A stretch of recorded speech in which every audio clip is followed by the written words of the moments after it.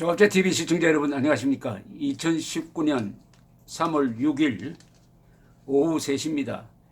황교안 자유한국당 대표는 어제 의원총회에 참석해가지고 이제는 고함 지르는 싸움보다도 전략적으로 이기는 그런 싸움을 통하여 반드시 우리가 희망하는 총선 압승을 거둘 수 있도록 지금부터 시작하자, 이렇게 이야기를 했습니다. 고함 지르는 싸움보다는 전략적으로 이기는 싸움, 전략적으로 이긴다. 전략적으로 이긴다. 고함 질러서 이기는 것보다는 전략적으로 이긴다. 그 말이 아주 의미가 있다는 생각이 드네요. 근데 전략적으로 이기는 데는 무기가 있어야 될 거 아닙니까? 가장 큰 무기는 뭘까요? 저는 헌법이라고 생각합니다. 헌법. 특히 문재인 정권이 헌법을 총체적으로 위반하고 있으니까 헌법에 숨어 있는 칼을 꺼내야죠. 헌법의 칼을 들어야 합니다. 헌법의 칼을 들면은 권력도 무력화됩니다. 어떻게 헌법의 칼을 들고 어떻게 휘두를 거냐? 그것을 뒷받침하는 여론의 지지를 어떻게 만들 거냐 하는 게 황교안 대표가 당면한 크나큰 과제입니다. 그리고 오늘은 최고위원 중진의원 연석회의를 주재하고 이 성창호 부장판사가 기소된 데 대해서 이런 입장을 밝혔습니다. 삼권 분립이 완전히 무너진 상황에서 어떤 판사가 정권에 불리한 판결을 내리겠는가? 이것이야말로 우리가 싸워야 할 문재인 정권의 좌파 독재다.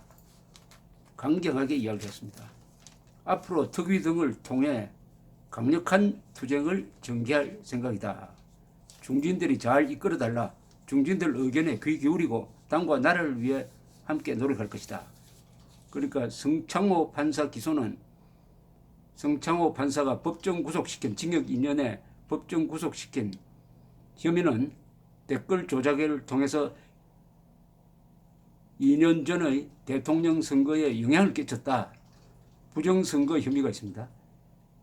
그래서 김경수 경남지사를 징역 2년 법정 구속해 놓으니까 성창호 판사를 규탄하는 집권 여당의 노골적인 압박이 계속되는 가운데 검찰이 성창호 판사를 어제 기소를 했습니다. 이게 과연 공정한 기소냐, 오비 일학이냐, 우연의 일치냐. 그런데 내용을 들여다보면은 다분히 정치 보복이라는 느낌을 주는 바가 있습니다. 그런데 법률가인 전 법무장관인 황교안 대표가 이것은 누가 봐도 명백한 김경수 판결에 대한 보복이고 사법부에 대한 겁박이다. 좌파 독재다. 이게 바로 좌파 독재다.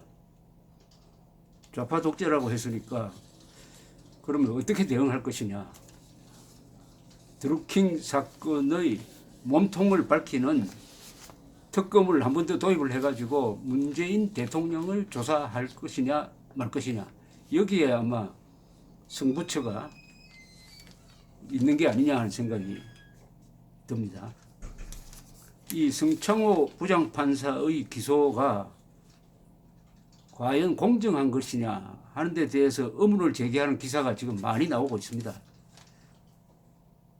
우선 이 이른바 사법농단 사건에서 이 성창호 전 서울중앙지법 영장전담판사는 지금 서울동부지법 부장판사인데 제일 처음에 이 임종원 전 법원 행정청 차장을 기소할 때는 성창호 판사가 이 사건에 피해자로 적혀 있었습니다. 피해자.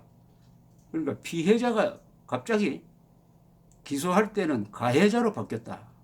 이게 참 이상하다는 겁니다. 직권남용의 피해자로 기재되어 있는데 그건 뭐냐면은 이 임종헌 당시 법원 행정처 차장이 어떤 사건의 영장 내용을, 영장 정보를 좀 알아서 보고를 하라는 지시를 받은 성창호, 조의원, 신광열 판사 3명은 상관이 지시하는 것이니까 할 수 없이 영장 정보를 유출했다. 그러니까 직권남용의 공모자도 아니고 피해자다.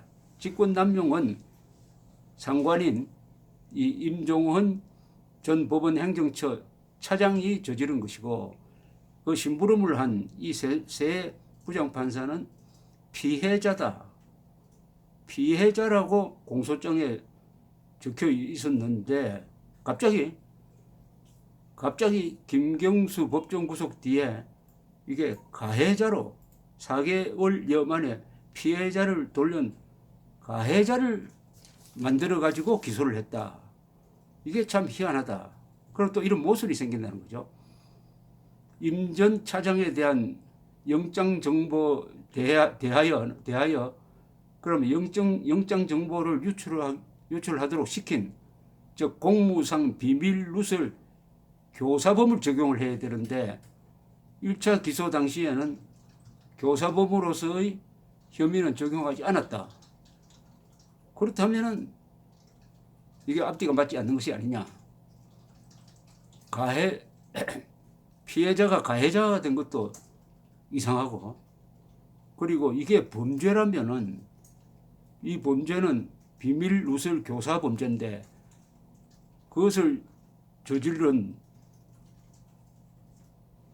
임종헌 전 차장에 대한 기소장에는 그 내용이 빠져 있다는 겁니다. 그러면 법리상 이건 앞뒤가 맞지 않는 것이다.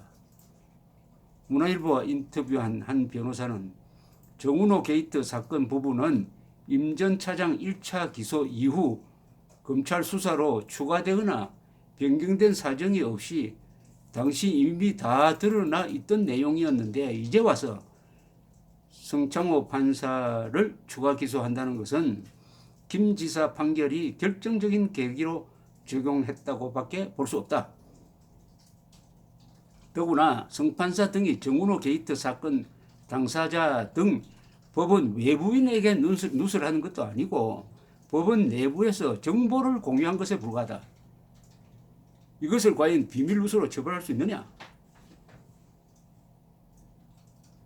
이렇게 법률 전문가들은 의문을 제기하고 있습니다. 무엇보다도 황교안 씨가 이것은 명백한 정치보복이다. 정치보복이고 사법부에 대한 겁박이다. 이렇게 하면 누가 집권 세력에 불리한 판결을 내리려고 하겠느냐. 그래서 이거야말로 우리가 싸워야 할 문재인 정권의 좌파 독재다. 이렇게 강력한 규정을 했으니까 이대로 행동으로 옮겨야 될 부담을 스스로 지게 되었습니다. 그동안 야당이 싸우는 걸 보면은 말이 많이 앞서는 경우가 많았어요. 근데 말대로 행동이 따라가지 않으니까 좀 실없이 보이기도 했습니다. 또 이 정권이 헌법 위반을 동시다발적으로, 조직적으로, 일상적으로 하니까 자원이 부족한 야당으로서는 그 일일이 대응해 가다가는 초점을 잃게 되고 집중이 되지 않고 해가지고 또 언론이 아주 소극적으로 보도를 해주니까 힘도 생기지 않아가지고 여간에서는 돌파구를 만들지 못했는데 그래도 김성태 원내대표가 있을 때 단식을 해가면서 드루킹 특검을 관철시켰습니다. 그래서 특검을 해보니까 김경수 경남지사가 법정 구속된 거예요. 이것은 김성태 원내대표의 투쟁의 결과입니다. 그런데 이 사건을 보면은 이 판결문을 최감권 분량인데 제가 다 밑줄 치면서 읽어보니까 느낌이 성창호 부장판사가 너무 약하게 형량을 매겼다는 생각이 들었습니다. 그래도 절대 고맙게 생각 안 하죠. 징역 2년이 아니라 최고형인 징역 5년을 때렸어야 될 중대사안이라는 사실을 저는 알게 되었습니다. 왜냐하면 이 댓글 조작의 규모가 어마어마합니다. 선거에 영향을 미칠 정도입니다. 8만 건의 댓글에다가 이 조작된 기계로 조작한 이 공감, 비호감 수가 약 1억 건에 도달합니다. 1억. 그게 2017년 5월 대통령 선거 직전에 집중이 되었어요. 그렇다면 문재인 대통령의 당선에 일정한 영향을 했다는 것을 알 수 있습니다. 규모가 너무 크다는 사실. 그 다음에 이 드루킹 또는 경공모로 알려진 이 김동원이라는 사람이 왜 이렇게 부정선거를 해주었느냐 하면은 반대급부를 받았습니다. 이 사람들은 경제 금융 부분에 밝은 그룹입니다. 그래서 이 재벌 개혁의 틈을 타고 재벌급 대기업 몇 개를 인수하기 위해서 인수하는 공작을 펼치는데 김경수 당시 국회의원이 도와주기로 약속합니다. 그런 이야기가 나옵니다. 동시에 선거가 끝나면은 우리는 그 다음부터는 문재인 정권의 비선 조직이 되겠다. 그 다음에는 기업을 인수할 때는 돈이 필요한데 돈을 모을 수 있는 자리가 해외에 있다. 해외 중에서도 오사카 총영사에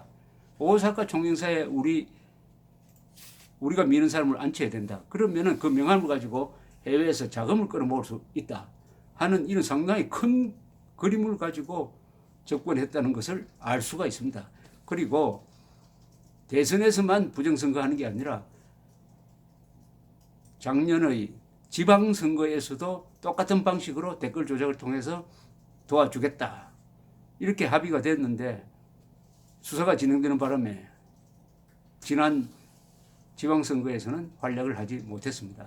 이런 걸 보면은 왜 집권 세력이 이렇게 성창호 재판장을 몰아붙이려고 했느냐 하는 것은 이런 전체상이 드러나면은 정권의 정통성이 흔들리기 때문에 사람의 주의를 분산시키기 위해서 성창호 부장판사의 타겟을 맞춰가지고 공격을 해서 사법부 독립 논쟁으로 가도록 했다.